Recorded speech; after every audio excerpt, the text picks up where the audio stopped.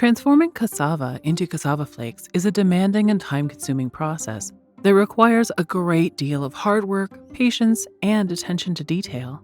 From peeling, grinding, to dewatering and roasting, every stage of this process demands so much work. Bákan ni iṣẹ́ rẹ̀, kò sí eléyìí tá lè sọ pé ó le jù. Bákan ni bíbẹ̀ yẹn ó hard, lílọ̀ ó hard, yíyan ó hard. Bákan ni iṣẹ́. It can take 7 long days until cassava is turned into fine, crispy flakes known as Garri in West Africa. Ní tá bá fẹ́ kí ó kan, á gbé wa tó ọ̀sẹ̀ kan. Bẹ́ẹ̀ tá bá fẹ́ kó kan, 3 days. This particular roasting method using a clay stove has been around for thousands of years. These women rely solely on a grinding machine and a manual press as their only pieces of machinery. Everything else is done manually, using traditional techniques that have been passed down from generation to generation. To start the process, the women first build a clay stove. They prefer clay stoves over other types because clay stoves ensure the heat is distributed evenly, which is crucial to make cassava flakes that are of consistent and crispy texture. The clay stove also makes it easy for heat to be controlled, simply by adding or removing logs. Freshly harvested from the farm, these cassava tubers are now ready for processing. Typically, it takes around 8 to 12 months from planting before cassava is ready to be harvested. Tuber by tuber, the women peel by hand using a knife. They can sit here, peeling hundreds of tubers for hours on end. Cassavas grown during the dry season are harder to peel than the ones grown in the rainy season. That's because the dry weather makes the skin tougher and thicker, almost like it's turned into wood. This can make it really tricky to peel by hand, and it takes a lot of effort to get through it. While there are machines that could make cassava peeling easier and faster, they can be pretty expensive and need repairs from time to time. Unfortunately, the women who make cassava flakes cannot afford such luxuries. Instead, everyone pitches in during peeling, both young and old, to make sure the work gets done. Once the cassava tubers have been peeled, they are soaked in water and washed to get rid of any dirt and grime. This also helps to soften the flesh, which makes it easier to grind in the machine later on. After washing the cassava, they let them sit out to air dry. This is important because drying helps to get rid of the moisture in the cassava. And to make high-quality cassava flakes, having less moisture is key. Once the tubers are dried up to some extent, it's now time for grinding. They are fed into the grinding machine, and the machine crushes the cassava pieces to a pulp.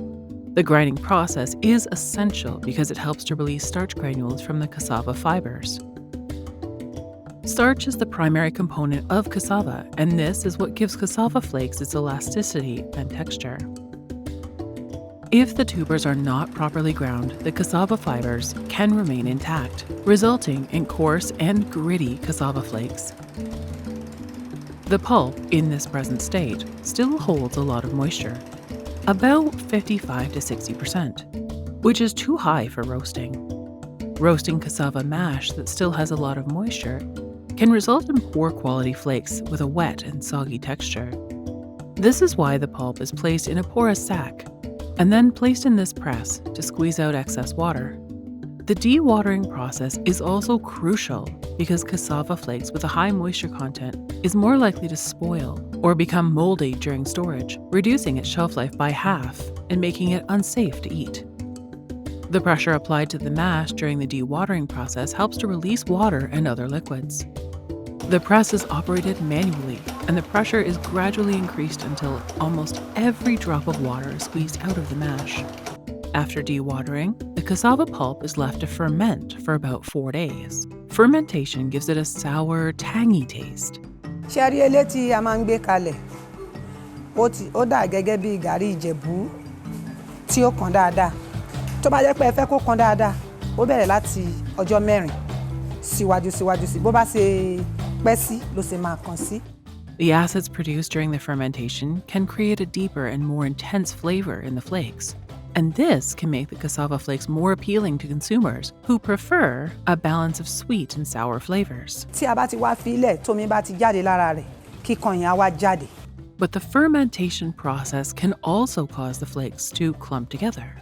If clumped cassava flakes are roasted as is, the outer layer of the clumps may dry out and become crispy, while the inner parts may remain moist and undercooked, resulting in an inconsistent flavor and texture. Breaking up the clumps can be done by hand or using a grinder. A grinder is often preferred because it further breaks down the flakes into even smaller, finer particles. And only now are the flakes ready for roasting. The process of roasting cassava flakes typically involves the use of a large metal pan. The pan is heated over an open fire until it becomes hot. The flakes are then added to the hot pan and stirred continuously to prevent it from burning. However, cassava flakes can easily burn, and even slight overcooking or burning can ruin the color and flavor. When roasting the flakes, one way to know if they are ready is by observing their thickness and weight. Initially, the cassava flakes will be thicker and denser when added to the pan. As they heat up, the moisture inside the flakes will begin to evaporate, causing them to become thinner and lighter in weight. Ohun tí a fi ń mọ̀ ni pé bẹ́ẹ̀ bá ti ń yan lọ́wọ́ lọ, ó máa wúwo lọ́wọ́ tá bá yan lọ. Bẹ́ẹ̀ tó bá ti ń gbẹ yẹn, á wá fúyẹ́. Nínú fúfúyẹ́ tó fúyẹ́ yìí, tẹ́ bá ti fọwọ́ kàn, ẹ ti mọ̀ pé ó ti gbẹ, tàbí tẹ́ bá fi sẹ́nu wò, ẹ ti mọ̀ déédéé gbígbẹ rẹ̀. But roasting even a small sack of cassava flakes is not a cakewalk. It can take the whole day. And the process cannot be rushed, else the flakes burn and the color changes from off-white or light yellow to brown. After roasting, the cassava flakes must be sifted to remove lumps. This is usually done using a winnowing tray. A small amount of cassava flakes is poured on the winnowing tray. It is lifted up and shaken from side to side. This causes the smaller particles of cassava flakes to fall through the gaps in the tray, leaving behind any larger clumps or impurities. Ṣé mọ̀ tá bá yọ kókó gàrí sọ́tọ̀, gàrí yẹn á smooth dáadáa.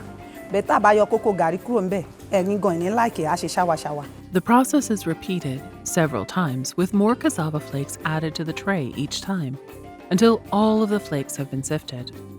As the cassava flakes are sifted through the winnow tray, they begin to take on a finer, more even texture.